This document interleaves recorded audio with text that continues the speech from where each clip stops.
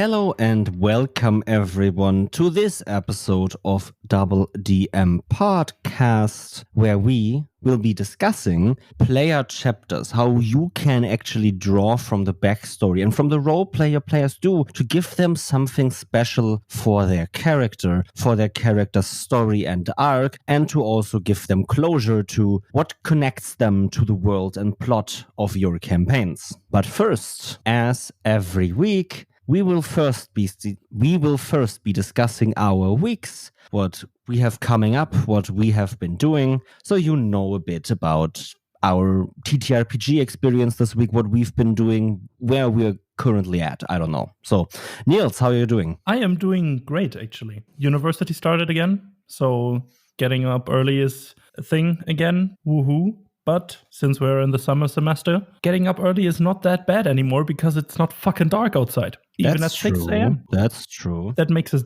so much easier and so much more doable than just fucking winter where you go to university, have your first course, leave, and it is still fucking dark out. That's just discouraging as fuck. But now, not as much. Not as much. It's also the times where generally I wake up way earlier than normal, right? In the winter, I woke up at let's say 9 a.m. sometimes, right? 10 a.m. was, I think, sometimes the latest, but everything from 8 to 10 a.m. was the normal time. Now it's more 7, even maybe 6 a.m. to 8 a.m., 9 a.m. pushing. Yeah. So, I don't know, sleeping, especially now in this time in April, May, before it gets really fucking hot, sleeping is just way more relaxing. You get way more relaxation for less time of sleep, basically. Yeah, because you have quality sleep. It's not cold or warm. It's the perfect temperature to just stay under your blanket and instantly fall asleep. And exactly. It's cold enough so you can cuddle up with your blanket and have it cozy and warm, but not as hot as you have in the high summer months, where you basically just melt into a puddle as soon as something covers your body. Something. But yeah, anyways, TTRPG stuff, anything coming up? Anything coming up a lot. No sessions yet this week or last week, really. But I have 3 TTRPG sessions coming up. One today, which I am a player in. Okay. We're finally playing The Dark Eye again. After another week of cancellations, we're playing this. And then Friday and Saturday, I am GMing 2 special one-shots because a friend of ours, a mutual friend of ours, is in Berlin and wanted to play D&D. And I said, well, I don't have anything to do on Friday and Saturday, so let's play. I would have loved to join, but work. Hate it. Just don't go to work. Yeah, keep living isn't really compatible with that, sadly. Say you're sick. Once I start going down that route, doesn't end well, I guess. Just one time. Yeah, that's what I told myself last semester when I stopped going to lectures. It's just one time. No worry, I just need this time, this one day for sleeping. Same when I told myself, I can do a rest day today from sport. I don't have to do some stuff. I don't. Yeah, and then that turned into 2 and 3 and then 4 until I started, okay, now I need to start again. And I did. Oh, well, I actually had a session on Saturday. I've completely forgot about it. It was the Dishonored TTRPG and it was a great time. It was very chaotic, not just from the system, which has a chaos mechanic, but also just from my table being complete and utter jackasses and doing everything. As always. They collapsed a building, they committed mass murder, the usual TTRPG stuff. the usual TTRPG Saturday, I guess. Yeah. Oh, it's been a really fun system. I want to play it again. I will probably make a few tweaks on my own because I think that the system could use some to play a little more fluid for the way how I want it to be played. All right. Because oftentimes it was, okay, what do we do now? And then 2 minutes of silence of thinking without a plan to what to do next or to do at least something. Even observing something is doing something, but just sitting there and waiting is a disaster. But yeah, that's that. So how about you? I had our special Easter one-shot. Still a lot of fun. We had to rescue the Easter Bunny that has gone mad through some sort of corruption. And surprisingly, we did. It was close because we didn't figure out he was corrupted until he nearly was dead already. So yeah, then we had to switch up plans basically in the last third of combat to kind of save the Easter Bunny itself, but still removing the corruption. So basically an exorcism mid-combat without really any preparation or planning, because we were just, fuck it, let's do it. So fun times, not chaotic at all. I don't know what you're talking about. I have one session coming up today with a group that I haven't played in quite a long time because of scheduling issues, because one is close to writing his thesis, the others have also work and university, different schedules, alignment stuff. It just is... Stuff happens. Exactly. But we are returning for this campaign today. Can't wait to play. I haven't seen them since the last time we played, which is, I think, about 3 to 5 months ago, something along those lines. Yeah, and I always hope... this is one of the groups that I started playing TTRPGs with in my early career, and I always hope they stop being murder hobos. But in the first session, they didn't. I always hope they do. But they never will. Exactly. It's no big deal. I can deal with that. But it's still so confusing when you have, when all of your other groups are just, let's talk it out. Let's have a couple of combats if we can't avoid them. Have some exploration, this and that. And then in this group, someone does something just minorly suspicious, and it's just all hands on deck attack. Get ready, battle station. Exactly. Fire from all cylinders. I can't even try to predict them because there is no fucking way I can. They are all just a chaotic mess, which I like. It's fun. And it's a good lecture for me just to be quick on my toes and work with the things that are being thrown at me. Yeah. And they are not just randomly killing anyone. That's not the thing, but they tend towards violent problem solving would be the best description, I guess. Okay. But and then on Sunday, I have another session coming up where my players went from their hometown by boat towards one of the suspected places where one of the fate champions is hidden or sealed away or whatever. They don't know yet. They just know there is something along those lines. And they somewhat were followed by an island on their boat trip there and are now investigating that island, because no matter how the ship turned, it seemed that the island is moving with them. And now they are investigating this island and entered a temple. I've prepared some puzzles, or I had prepared some puzzles. The thing is, I couldn't find my notes during the last session, so I bullshitted at the first puzzle while I was frantically searching my notes, but I couldn't find them. So we had to break off the session and now returning to the puzzle part next Sunday, or this coming Sunday. But that was my week, or is going to be my week. And with that, I don't have anything else. I mean, what did you do this week besides TTRPGs? Waking up early and going to lectures again, and then just going back to fucking sleep after work. Monday and Tuesday were wild. Monday, first time waking up at 6 a.m. again since last semester. Yeah. Then going to university. After that, directly going to work, coming home at 10 p.m., going straight to sleep. Couldn't sleep until 1 a.m. because I'm not used to waking up at 6 a.m. yet, because I hadn't, or I didn't have to. Then on Tuesday, I woke up at 6 a.m. again, and then had my TTRPG session, which has gone until... I was home from that at midnight, and then again... I thought that your TTRPG session started at 6 a.m. And I was like, huh? No. First university, then straight to the TTRPGs until midnight, and then waking up at 6 again. And yesterday, I just, after I got back from university, just sat down, played some video games, and then just fucking passed out, basically. Kind of. What? Yeah, basic stuff. Says the one that only has to go to university on a Friday. But maybe I also have to go on Thursday, depending on when I get the course that I want, which can either be Thursday or Friday. But besides that, it's just me and searching a job. You got this. I hate it. I had a job interview on Tuesday. How did it go? Exactly like that. Silent. Okay. I have no idea how it went. There's no indication of how good it was for me. It just went. Yeah. Okay. They asked me questions. I told them what I did, that I always had an affinity for what they are searching for, that I did 2 years of basically the work that is adjacent to their work, and that I would be very eager and motivated to learn more from them as a student, and would like to work at their place while I write my thesis and stuff, and then might be able to work another year with them if they want that, and that I'm very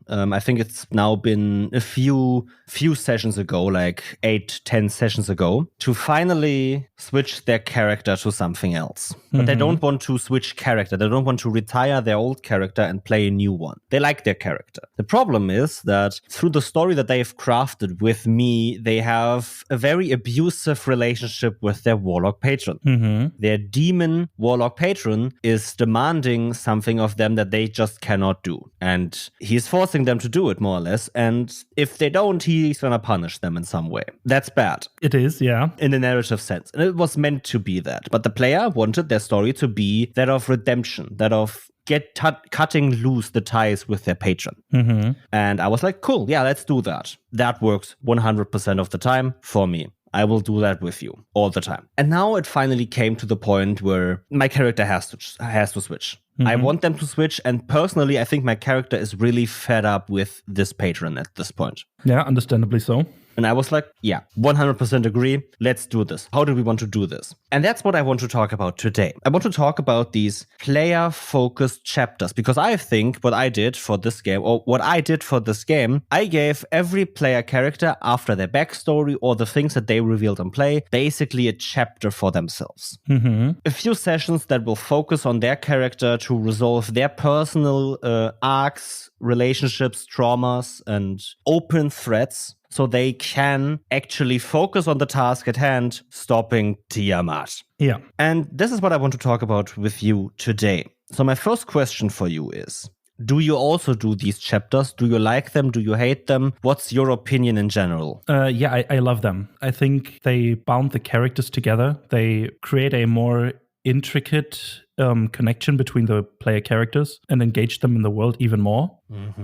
That's one reason why I love them. And the other reason is just the players have a big influence on the story anyways, but now they have a way deeper, more personalized reflection on their own character in a way that they may not have thought about it when they've written the backstory. Because they have written a part of the backstory with some goals or whatever, however you want to write a backstory. We did an episode or a couple of episodes on that. And then I can have my own input in there, obviously with a talk about it with the player, what would fit, what would work, what would be interesting, and about a couple of ways how you can resolve that goal or that problem they have in the backstory in an interesting way that might be a contrast to the themes that the main story talks about, just as a small break from death, destruction, and complete and utter chaos, maybe to a more personalized on emotional level.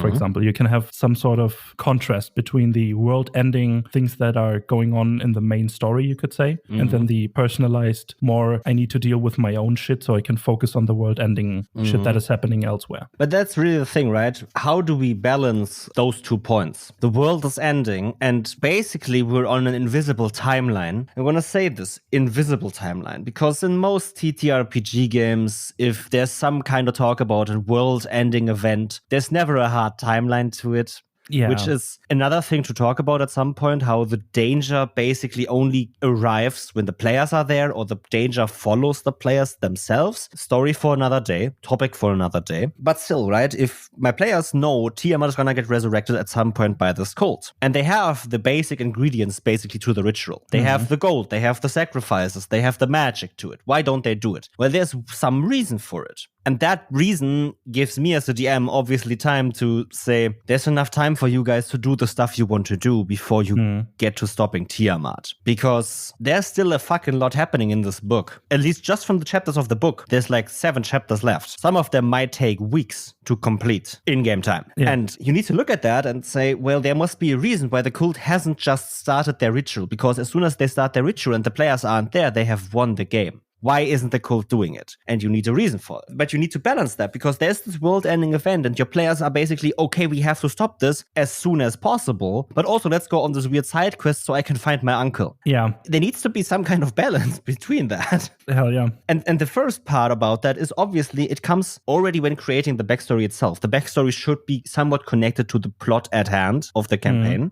If you don't know the plot of the campaign yet, or if you have a specific plot in mind, talk to your, again, no matter what you go, no matter which route you go, it's talk to your players. So you know the plot that they want to follow with their backstory, and you can align that to a plot that works for the campaign.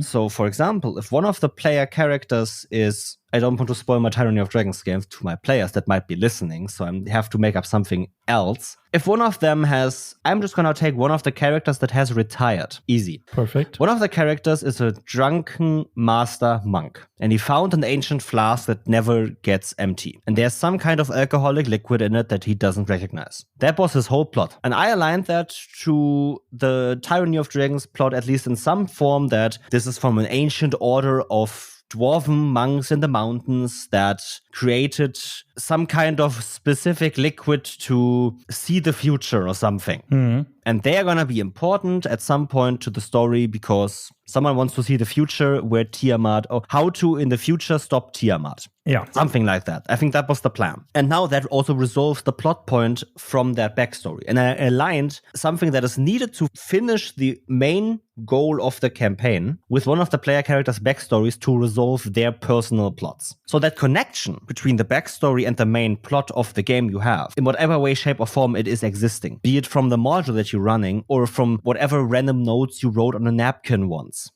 But combining those is always going to be the right way. Yeah. Because then the players can justify going on that weird side quest in quotation marks, because it isn't a side quest anymore. It is now a main quest to help them in their quest to stop the big evil whatever. And I think one thing that helps as well is if your party is, especially in the earlier stages of a campaign, when they may not even have met the big bad or don't know what exactly will happen, and they just go on seemingly random adventures that somehow then later tie into the whole thing. Yeah. For example, in one of my campaigns, there is this big bad that tries to resurrect the banished dragons in some way. He needs some ancient artifacts for that because, of course He does. Ancient artifacts are the thing that do anything, I guess. Make the world go round, right? Exactly. There's always ancient artifacts and cults and weird mages and whatever else involved because, hey, it's fantasy, it's fun. Exactly. One of my players is playing the grandson of one of his characters that he played in a one-shot once. Okay, wow, that's... Okay, yeah. But his grandfather now is missing.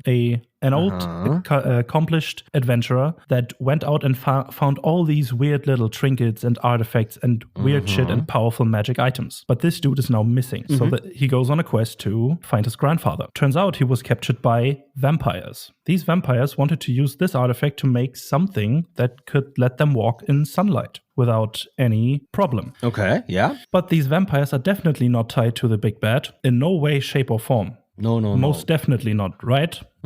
Because it just works. You just have to... It just works, yeah. Look at the backstories of your players and look at your overarching plotline and see what works together and what doesn't. Okay, then let's talk about that a bit more. Because you said, and I said as well, look at the backstories, talk to the players. How do we do that? When we look at our main plot, we have our main plot. I'm going to take my Tyranny of Dragons game and we're going to scrap all 4 characters that are currently playing, okay? We're just looking at Tyranny of Dragons as a book. Plot is a cult is pillaging villages, raising gold and armies to help raise Tiamat. They have ancient artifacts at their disposal. They are powerful. They have a lot of allies, stuff like that. Players are supposed to stop Tiamat's resurrection. That's all we will look at. Now your players come in and say, I want to play an elven ranger, a human wizard, a tiefling barbarian, and a gnome artificer, or whatever else. Doesn't fucking matter what their characters are, at least at this point. So, how do we look at the characters' backstories? What do we draw from them? Or how do we tell our players what we want from them so that we can draw from them? What do you look for, Niels? The first thing I look for in a backstory when I try to incorporate it in the story is a goal, some sort of goal that they want to achieve. And then with this goal that I found or might not have found, I look at it and see where I can put this goal into the bigger spectrum of the campaign. The way there might yield some benefits for the party to the main plot, or if it completely aligns with the plot itself. And then I'll try to build obstacles between the player character and the goal that they want to achieve.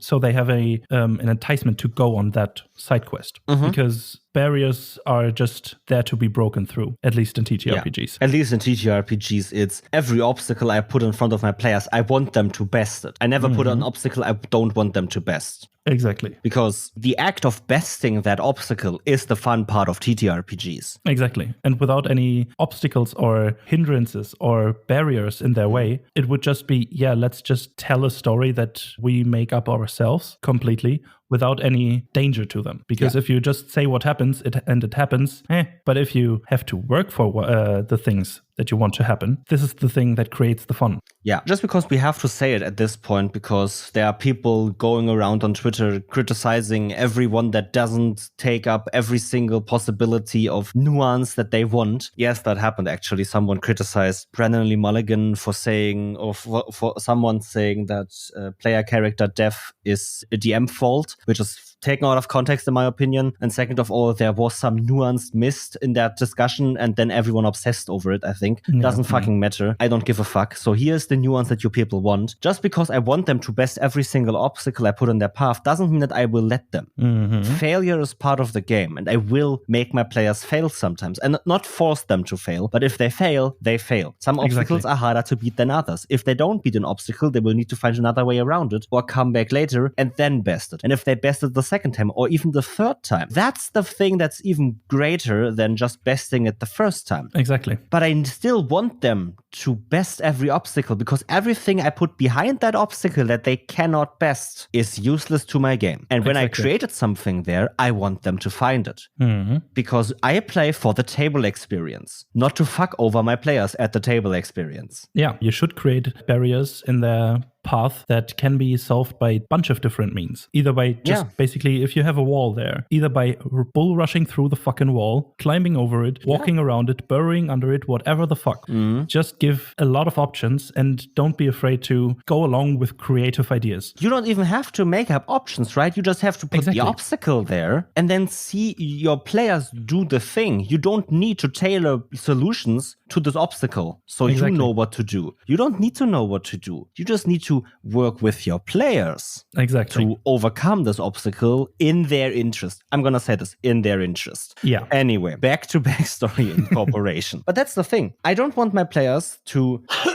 This is one of the things that, for example, I thought you would bring up earlier, but you didn't. I don't want my players to go on their personal quest as just a random side quest. Because if they see it as a random side quest and they finish it, that character's drive, that character's motivation, like you said, is suddenly finished. Yeah. Why don't they retire? There needs to be another motivation. So you first need to lay groundwork. First, you need to lay groundwork so they do not retire their character after that personal quest, as long as it's the player's request.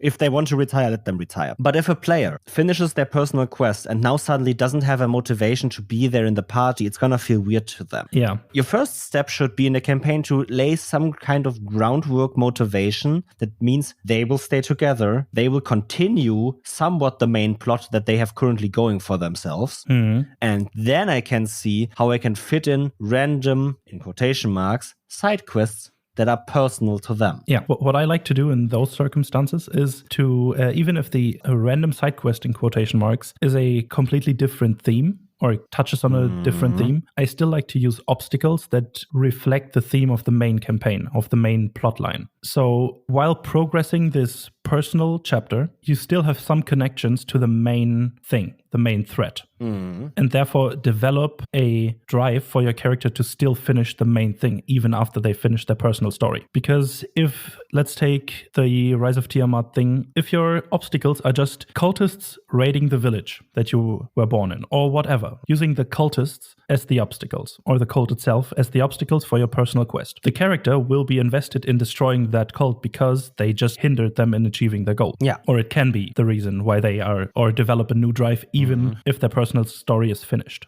Just because you use the same type of obstacles, or obstacles with a tie to the main plotline in the personal story. And especially if you know the plotline that you want to go with for the campaign, the overarching, it can be just a simple sentence. Stop cult of Tiamat. Doesn't have to be more than that. Yeah. Tell that to your players before they create characters, before they create backstories, before they create anything. Because now they can say, okay, there's this cult of Tiamat, right? And we should stop it at the end of the game. How can I make a backstory that means my character will always be motivated to finish that goal? while also having personal other goals. My mother is part of the cult, and I want to save her from the delusions that she has been fed through years of indoctrination. Exactly. How fucking cool of a personal quest to stop the cult and save your mother, who is part of the cult and fully believes the cult. So you would work against your mother because you think it's the best thing for her. Stop the cult and save the world. Yeah, amazing. That's fucking amazing. Definitely not writing it down right now. And as a GM, I can now go, okay, cool. You have your mother. Who is your mother? Can I help you create your mother? Because when I say, can I help you? It means I have this very cool idea in my head. Do you want to make it work with me? Because this mother isn't just going to be a low-level cultist. She's going to be one of the upper generals at this point. This is going to be a big chapter, stopping your mother from her whatever path she's currently on. She is close to an ancient dragon artifact that will transform her into a chromatic dragon herself. And you need to stop her before she gets to that. If she gets to that, she is just as much a monster as every other dragon that worships Tiamat. And there's no way to save her anymore. Boom, I added stakes even more than before. And they have a very cool quest. And it's also, and this is important because now the quest became not just it aligns with the campaign plot, it also becomes a major plot point. Because this is something that I would advise for your campaigns. At least I think it works great. If that's not the style you want, then that's not the style you want. In my games, basically all my players are somewhat fate touched or special or heroes, right? I want my players to feel really special. I want them to have just a little bit of spice of power fantasy, even in games like Call of Cthulhu. For whatever reason, they always encounter the eldritch horrors. And only they are the ones that can still stop them at this point. Exactly. Still, they are once again not necessarily heroes, but they are special. Giving each player the resolution to their backstory isn't necessarily enough for me. I want the resolution to be major. I want there to be a grand adventure about it. I want there to be a big impact of it. Yeah. I'm gonna say this because this is gonna be really soon in my game, so I can somewhat spoiler it, or at least talk about it. The player that wants their character, their warlock character, to stop helping this demon lord wants to become not just a new character or a new class or something. They still want to stay a warlock, but they want to become a celestial warlock of a specific goddess now. They want to be the champion of a god. Oh, damn, yeah. That's a big flip from being one of the chosen agents of a demon lord to the chosen champion of a god.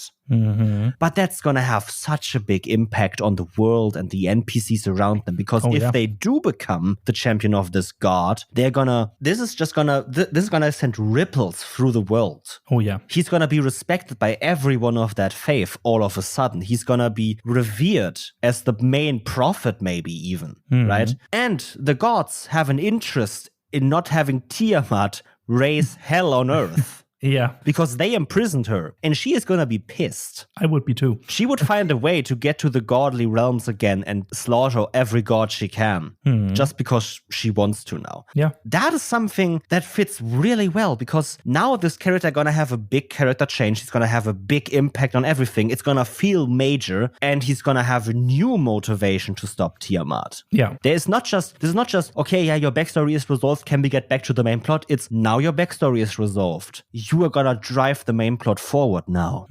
You're gonna drive the world forward. You're gonna make an impact. Now make one. Exactly. Way cooler than, yeah, you saved your mother from the cult. Cool, let's go on. She was just a normal initiate cultist anyway. There's no significance in that. There's no grand adventure in that.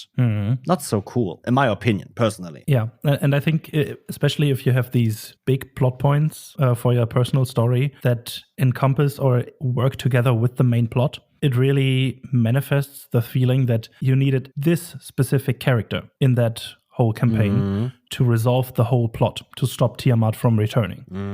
And not just any boilerplate other NPC character or PC character that might have worked as well. But if you incorporate the backstory in a major way, or make it a whole big plot point that drives the whole story forward, it really just cements the idea of, yeah, my character was needed.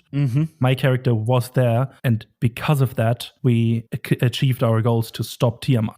It's just a way to entice your players to go on even even further. Yeah. And be even more invested in the story and have a feeling of accomplishment, even after their story is resolved and after the main story is resolved, because you are were one of the only 4 to 5 or whatever, how many players you have. You are one of the only members that could have done this. Maybe there were 1 or 2 other people, but those are irrelevant if they never got to see the light of day. Yeah. But if you incorporate the story into the big thing, it really just, I was needed there. Without me, this wouldn't have worked. I made an impact. Exactly. That's something I want my players to say at the end of a game. Without my character, this would not have worked. Without my character, this would have gone differently. Without my character, the world would be doomed. And this is the stuff. Yeah, personally, I right? love it. If your style is way more, we're just adventurers in a big world that is dangerous and not the heroes, go for that. That could be interesting. Not the style I like to play, but that's personal preference. And there's still ways how you can incorporate chapters for your specific characters or character backstory resolutions in those type of games. It doesn't have to be a grand one, right? It can be way more laid back, way more personal even maybe. Even though mine are personal, they also have this aspect of grandness, of being part of a bigger picture. Sometimes you don't need that. Sometimes you just want the personal resolution with your father that has thrown you out of your house at the age of 16, and now you want to stick it to him because he's been an asshole your whole life, and you can finally prove to him that you are better than he ever wanted you to be or that he will ever be. That is as well. That is great. I love it. It's a personal story. It's heartwarming, and it feels good to stick it to your badass or to your father as a badass now. Yeah. But I want to say something else. I like to do these chapters. I don't want to say necessarily rewards, because that would mean that I do not put the chapters for characters that don't do it, but I like to put the chapters as rewards for great roleplay. The more a character reveals about their backstory, the more a character is inclined with their backstory, the grander their chapter will be, just because they will make it grand. They will make it magnificent, because they have laid the seeds that are now growing in my chapter through their backstory. The other players know what this character has been through, and now they are trying to resolve it. The other characters know how this other character feels, and know how to comfort him maybe in the moment where they are most sad, to be faced with whatever happened in their backstory again. Yeah. And great roleplay can be rewarded with these specialized chapters for that character, because that is what the player craves if they roleplay. And now they are the center of attention. They get all the focus. They are the turning stone of everything in this chapter. They decide where everything goes. And when then the resolution comes, as we said, resolution is a reward in itself. It's gonna feel rewarding to that player. It's gonna feel rewarding to the character, because finally, this arc of my life is over. I can start a new chapter of my life. I can go forth and stop Tiamat without any doubt in my mind that I can do it. That's amazing. Yeah. I'm not saying you should not reward the players that don't do that much roleplay, because there are many reasons why these players might not be roleplaying that much. Maybe they're not comfortable. Maybe they don't have any idea how to. But I'm gonna say this, for the players that do roleplay a lot, give them these chapters, because they will revel in them. This will be their most favorite sessions of your campaign. They will talk about them for months. They will send you fanfics of it. They will send you art they commissioned of it, because it was just such a great time for them. And you had the luck of making that possible for them. Yeah. And what greater feeling is there as a GM? Yeah, exactly. And I think especially if someone plays a character that reveals very much about their backstory and all the way through amazing roleplay, they're at least indirectly asking for exactly that. Yeah. They are. It's a way of for them to tell you, I want to explore this more in a way that isn't just, let me write something here. Let me write a fan fiction that I created myself. I want everyone to participate, and I want everyone to pitch in to create an amazing story arc. Yeah, this is important, what you just said, personally to me, because it just made something click in my mind. Because I've been watching a video, jokes about backstories, blah, blah, blah, blah, blah. That most backstories are unneeded. People shouldn't write backstories. They shouldn't be too long, blah, blah, blah, blah, blah. Fans of the show know my opinions on those topics, but players that create backstories that you can actually use, they obviously want you to use them. But even a backstory where you don't see a way to incorporate it right now, it's not necessarily on you to incorporate it. It's on the player as well.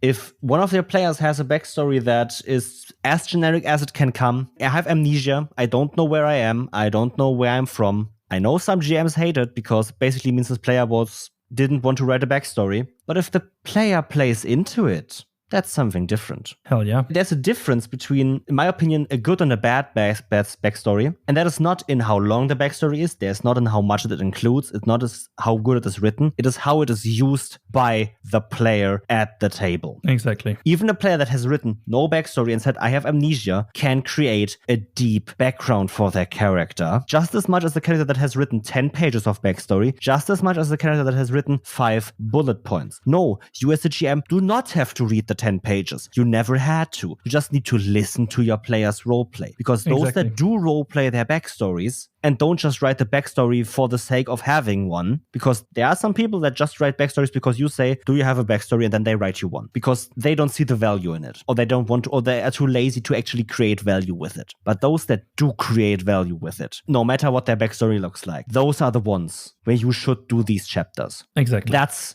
what you want. That's amazing, because you have a player that is so invested in your game that they want to add to it. They don't want to overwrite the story with their own. They don't want to be the center of attention. They want to add to your story. Get it in your head. They want to engage with your story in a different way, not necessarily in a bad or worse or better or whatever the fuck. They just want to engage in the story in a different kind of way. That's just different from, here's quest A, go to quest B, and so on and so forth. Yeah. They want a interconnectivity between the character and the story at hand. And I think you as a GM, go back to our episode about taking your time, because just breathe, take your time. And if you're not sure how to incorporate a backstory, take your time and wait, because most players that want their backstory to be incorporated will ask for it in any way, shape, or form. Either by directly writing you and saying, hey, I want something to make up of my backstory, or just through sharing information. And then you can work together with your player to create a chapter about their backstory, or just wing it and engage with the prompts that the player gives you through their backstory, just through roleplay. Just engage with the prompts, and there you have it. You have your character included in the story. You have everyone pitching in. You have engagement between the whole table, including you and every other player, and you have a reason for the character to go on this adventure. You have tied that character to the bigger adventure at hand, and have created a feeling of, my character was needed, not just any character. Easy peasy. Easy right? peasy. But we're not finished. There's still some things that need to be discussed. One of them is, for me, that these chapters, since they're a lot more personal than go stop this dragon from destroying the town, go get this magic item from this temple, they are more personal. Your mother is part of the cult, and she is planning to become an actual dragon. How do you stop her? Now, we are shining a light on this character and their personal quest. But at the same time, this chapter gives way to every other player character to work on the personal relationship with that character that the chapter focuses on. Hell yeah. Because this is still a party game. This is still a group game. You're not alone. Just because this is your chapter doesn't mean that you do decide everything. The others are there to help you. The other characters are now taking on this path with you, even though they could be doing something else that stops the cult more directly. They think that this is important to you, and that means it's important to them. This is your found family. They will support you in stopping your mother from doing something irreversible. They will help you stop your mother from doing something irreversible. Yeah. First of all, I'm about to cry because that's the stuff.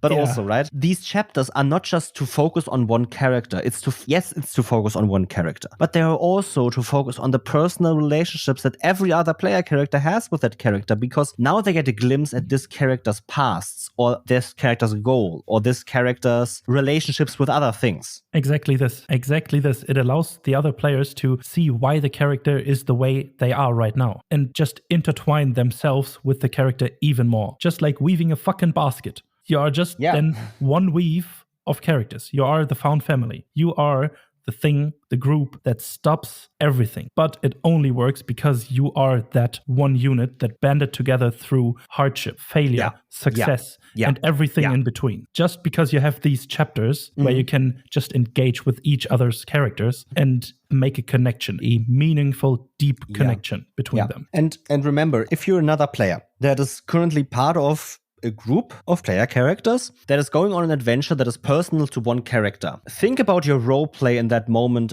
as of, how can I support this other player character in their chapter by still playing out my character and making it interesting, especially for that player playing that character in that chapter. Because, for example, this player character that wants to stop their mother currently is, because of their convictions, because of what they did, because they met their mother a few times before, and their mother seems to be no place their mother might return to being who she was before all the cold stuff. They're like, okay, I have to kill my mother. This is hard on me. But you as a character go, no, we don't. And I will make sure you do not kill your own mother. I will oppose you, but I will support you. I will help you get to your mother, but I will stop you from killing your own mother, because that is something you can never give back. You can never take that back. This is the stuff I just get goosebumps. Especially if your character is someone that not necessarily has killed their own mother, but knows what it means to lose their own parent. My parents have been murdered by an ancient, by a cult, by this cult as well. Even though your mother is part of this cult, and I hate the cult as fucking much, I will not let you kill your fucking mother, because that is something you will regret later on. And I cannot let that happen. I will not. Yeah. I know the burden of having lost your parents. I know the pain. You do not want that pain. I will stop you from doing it, but I will support you no matter how far we have to go. And that is you evaluating your character to make the chapter interesting for that other character who the focus is currently on. Exactly. That is how you as a player can make sure your character still has the spotlight shine on them in specific moments in the chapter where that is designed to not shine a light on you directly. Yeah. Like we've said it a lot in this episode, and there's this kind of conviction, kind of belief in the TTRPG space that there's limited light on the stage where the player characters role play on, or the players role play on. But I don't think that that's necessarily the case. There is not unlimited light, yes. So yeah, it's limited, but it's not that limited as some people make it sometimes be. We do not have just one lamp that shines light down onto the stage in one direction.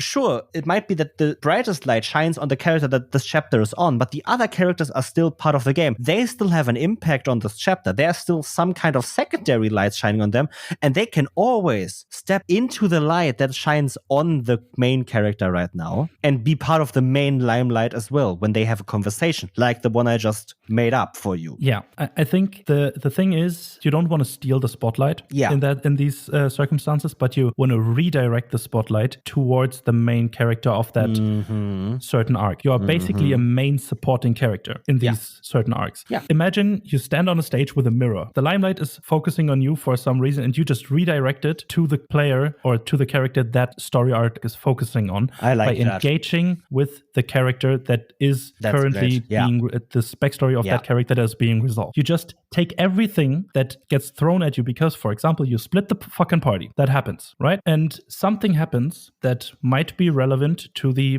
backstory or to the story arc of that specific character. Take that and create something amazing with it by just interacting with it towards that certain character at hand. Just give them the information and have a talk about it. You got the information, but it didn't act on it alone because it is not your place to act upon it. You just take the information in, give it to that player and have a discussion about it, therefore shining the limelight back at the character at hand. Or it is your place to act on your own, but then your actions shine the light on that character. Exactly that.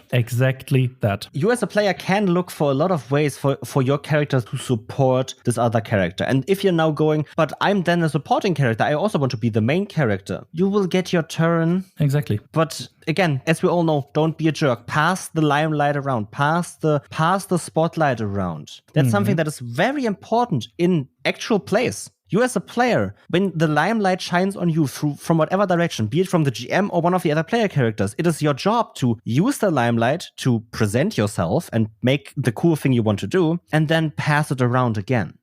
You're not hoarding limelight. Please don't. Pass it around. Play with each other. Work together. Because if you work together, it's always going to create the best experience. Exactly. And this discussion right now is also one of the biggest things why I am kind of scared of these player character chapters. Because what if it doesn't work? What if I create a chapter that focuses on one character specifically and the rest of them feels unengaged because this chapter has nothing to do with me? This is a general fear I have of these chapters. And I want to say it. That's why I don't do these chapters early on in the story. I do them to the later third of the story most of the time, or the later half of the story most of the time, because at that point, the party themselves are so heavily bonded together and have created friendships, partnerships, and rivalries, but they stick together. Now I can just say, everyone, this character is going to be the focus for this many chapters now. You have to deal with it. Or not in that direct way, obviously, but the limelight now shines on them specifically. Please accept that and please support them, because that is what in the story makes sense now, and this is what happens now. Yeah. But if I do them too early, can be very much lead to, why am I even doing this for them? I don't even like the character that much. Through hell for them. If I don't even can stand them talking. Yeah, it's definitely a tough decision to make when to incorporate the backstory. Yeah. But I think especially the more you play, it's just an experience thing that comes through play. The more you play, the more of a feeling you get when it works or when it doesn't. I think it's especially a feeling thing, right? You need to put these chapters in where they at that moment fit. And players, if you have a backstory and there's some kind of open threads that will lead to some kind of resolution later in the story, if you want that, talk to your GM about the urgency of the resolution. Hell yeah. Because if your character is hell-bent on revenge, why do they wait 2 years in-game time to get it? What is stopping them from it? Talk to your GM. Even if you say, I don't want this to happen right now, I want my character to focus on something, and then the GM says, okay, but why aren't you doing it? Is there some reason to it? And then you create this sense of urgency to this chapter. And if your GM has a sense of urgency for the chapter, they can manage when to put it into the story. Yeah. Because, okay, this chapter needs to be resolved quick. So this will be the first of the character chapters, first and foremost. But also, it's going to happen earlier in the story because it is needed to happen earlier, because if it drags on too long, it's just going to feel weird. Exactly. And this is not just on the GM. Once again, you as a player can just tell your GM how urgent your personal mission is. And then your GM can go, okay, cool, now that works. I can put that way in the story. Exactly. But yeah, this is a balancing act. You as GM, if you don't have that urgency from your players, find a way where it fits. Give hints early on, right? The hint giving can happen as early as you want for the personal stories. And the more your players respond to them, the more your players focus on them, gives you a passive signal of how urgent the backstory resolution is to them. Exactly. It's, again, the players asking indirectly to, the more they interact with the hints that you drop of, I think now would be a good time to incorporate it. Yeah. Let's do it. I interact with every piece of information I get regarding my backstory. Or, for example, this might be in the late third of the whole story. Yeah. You have gotten them every session. You've given them any sort of, some sort of hint, but they never really engaged with it. But now suddenly they engage with it, and even more, and even more, and even more, until they just talk about that. That's basically the go sign for you to incorporate that bitch. Did you just say bitch? Yeah. Okay. Again, listen and talk to your players. Yeah, right. Listen and talk to your players. But the more important advice is, I think, observe and ask. Observe. Work with it. Every little seed your players give you can grow into a beautiful tree. You don't have to cultivate it alone. You can cultivate it with them. You can be open and direct in the communication if they want the seed that they just dropped to cultivate at all. But at the end of the day, it's just about making the story personal and engaging and interesting, and a plot that is bigger than themselves that they need to stop because it would destroy the world. The cult has personal connections to them. They have personal connections to the cult, and that's why they need to stop it. Exactly. It's for their personal convictions already to do it. And yeah, I think that really sums it up for me. It does. I don't have anything else. I don't have anything else. Thank you for doing this with me, because I really needed this talk. Personally, for my games. It's something I needed. So yeah, thanks for listening, and see you on the next one. Bye-bye. Bye-bye. Thank you for listening to this episode of DoubleDM. It appears you liked this one. What we had to say and our advice helped you.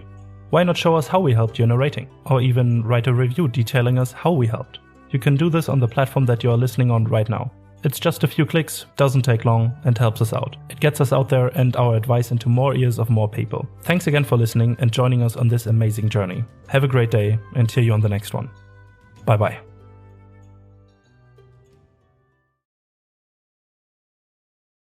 It's high noon. Stop! It's high noon.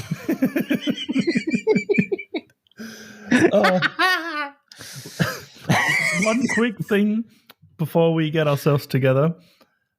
I wasn't in the best mood today, but now I am. Why weren't you in the best mood today? I don't know. It's just the past couple of days, anxiety shit. But now. Das ist die perfekte Welle. Ich weiß auch nicht, wie so. Mein Körper hat sich gedacht, komm, mach doch den hier jetzt. Und dann hat mein Gehirn gesagt, okay, dann sagst du jetzt auch den Scheiß. Das ist was ganz Tolles. This is gonna go into the outtakes and no one's gonna understand it because it's suddenly we started to talk German. Okay. By the way, when is the outtakes episode gonna come out? Oh, I know. I put the outtakes of every episode at the end of the episode. Oh, okay. I have the idea of at some point just collecting so many outtakes from the show and just put them all into one big episode.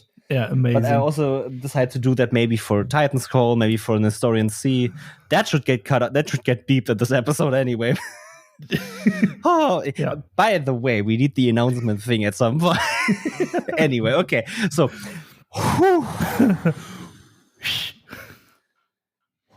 das Schlockgespenst. Hui, puh.